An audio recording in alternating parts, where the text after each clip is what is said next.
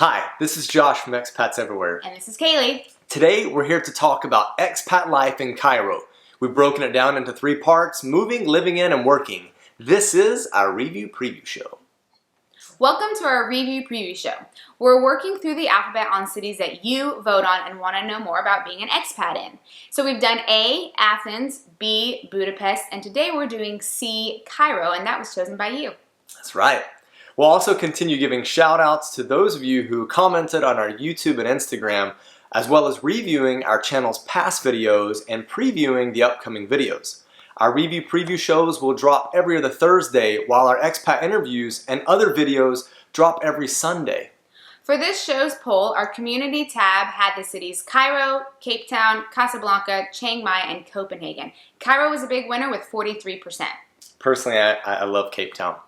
Copenhagen came in second with 18%, Chiang Mai and Cape Town tied for third with 14%, and we did have a vote on Instagram for Cape Town, so that would bump Cape Town into third and Chiang Mai into fourth. Casablanca came in last place with 11%. Casablanca also had a vote on Instagram, so you could argue it's tied for fourth with Chiang Mai. Nevertheless, let's get you the info on our winner, Cairo. So we'll talk about moving to, living in, and working in. So let's start with moving to. Cairo is obviously extremely well known, and it's one of the busiest cities in the whole continent of Africa. That's right. And there are a few districts that are more westernized and tend to cater to Westerners. These districts are Heliopolis, New Cairo, Mahdi, and Garden City. There are a lot of international schools in these areas, so it makes sense that expats who work at these schools live there, and expats who want their kids to go there, they move there. Cairo continues to grow, so more districts that cater to expats are popping up all over the place. It mainly depends on if you want to live in Cairo city center or if you prefer to be a little further out. Now keep in mind as you do your research that traffic is insane in Cairo. So think about that for housing and if you don't want to have a hectic commute. So true.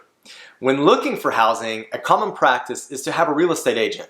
This is especially helpful because Egyptian landlords can rip off expats.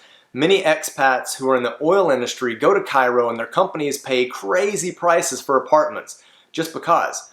Unfortunately, that means landlords will ask crazy prices when they see an expat interested.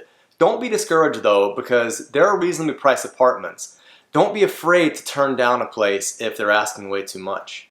You should be able to find a 1-bedroom in the city center for between 150 and 350 USD, and then a 3-bedroom for 250 to 650. Expect to pay more for villas on compounds with pools and other amenities. Yep. Just remember what we said about the landlords and their prices though. So you'll most likely see a massive price range for apartments, from apartment to apartment. So just remember there are affordable and realistic options out there. Let's move on to living in and what to expect once you have moved to Cairo. Earlier, as we talked about the crazy traffic situation. They do have a metro though, which is a good option if you choose to live outside of the city center, and this helps with the traffic problem. There are 3 lines and a 4th line is under construction and due to open in 2024. Fun fact, the middle cars are reserved for women, so make sure that you observe that rule. It costs between 3 and 7 Egyptian pounds for a single journey, depending on where you're going. Other transportation options are taxis, buses, minibuses, trams, and even ferries. The bus and minibus system can be a little difficult to use, but once you get the hang of it, it's a little easier to understand, and they're generally cheaper than the metro. There are different types of taxis that are fairly easy to use. You've got the black and white ones, which don't use a meter, so be careful about that because you have to negotiate. Plain white and yellow taxi cars should use their meter, and then of course you have Uber. I hate negotiating. A central hangout spot is in the Zamalek district. You can expect to pay between $3 and $6 for an inexpensive meal. At a mid-range restaurant for a 3-course meal for 2 people, you'll pay around $20 to $25. A movie ticket runs about $5 and fitness clubs around $30 a month depending on where you go. We already gave you an idea of how much you should plan to spend for housing, but what about for basic utilities such as electric, heating, cooling, well, maybe not heating so much, but water and garbage? For a 1,000 square foot apartment, expect to pay around $30, and internet should be under $20. Lastly, for those of you with kids interested in international schools, it obviously depends on which one you go to, but it would be around $2,000 to $5,000. Yep, and there is still a decent amount of turmoil in Cairo, so make sure you don't just randomly walk into an unknown neighborhood or demonstration going on. Practice common sense safety. We have interviewed expats who live in Cairo and they discuss safety among many other things, so check out the description below for those interviews. You'll get comprehensive experiences from expats there. Finally, let's discuss working in Cairo. In the early 2000s, the economy in Egypt was booming. This attracted a lot of foreign investors, but around 2013, the economy started to stall. Not surprisingly, tourism is a huge industry, but it's taken a hit in the past 10 years, and this could be because of the political unrest. Yeah, however, international corporations still have a presence in Cairo as many locals and expats live there.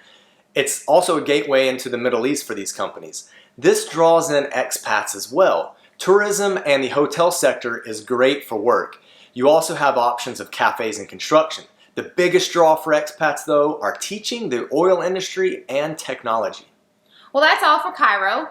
Let us know in the comment section below if you're considering moving to Cairo or if you're already an expat there.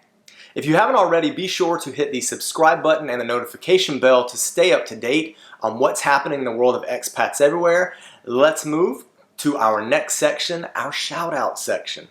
Our first shout out is from those on Instagram who voted for the letter C city. On there we had Chicago, Caracas, Casablanca, and Cape Town. So thank you for those who voted on Instagram. Yeah. Thanks Lifetime Danny for commenting nice video on our interview with Randall, who is an expat in Cairo. That is one of our Cairo videos, so be sure to watch it. Lastly, B. Walsh commented on one of our Turkey videos and said, I've had plenty of colleagues that taught in Saudi. All I say is I taught in 4 countries and I would never recommend Saudi to a Western woman. Indonesia was fabulous and is an Islamic country, so it's not the religion that I refer to as much as the restrictive living. Thank you for your comment, and Saudi definitely isn't for everyone, so that's why we try to get the information out to you guys to make the decision for yourself. Hopefully, B. Walsh, we can interview you about either Indonesia or one of the 4 countries you lived in. Yeah, thanks for connecting. Now it's time to review our past videos and preview our upcoming video. 2 weeks ago, we put out a video about how to get a US passport for a baby. We just had to do it, and we lay out 6 easy steps to get it done. And then the most recent one that we uploaded is Tristan, who's an expat in Austria, but he used to live in Casablanca, Morocco. So see what he has to say about his Moroccan experience. Yeah, and this Sunday we will load a video with Lauren, an expat who lives in Holland. So be on the lookout for that.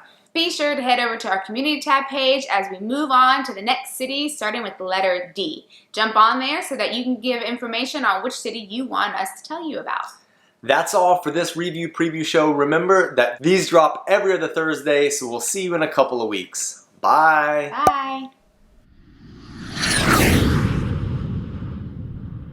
So 10 years ago, Kalie and I actually took our first visit to Cairo, Egypt, and this was right around the time that the Arab Spring happened. So it was pretty crazy. Probably just as crazy as the traffic, which is normally like that. Yeah, as far as crazy traffic goes, I was shocked to see how locals crossed the street. We were actually staying at a hostel, and the owner of the hostel wanted to take us across the street so that we could get Egyptian pounds to pay the deposit for the room and everything, because I think their credit card machine or something was broken. Anyways, so this guy's like guiding us up the street to where the bank is, but then we have to cross the road. And your man just like sticks his arm out and walks across, and as cars are like flying towards us, I mean, it's like playing Frogger.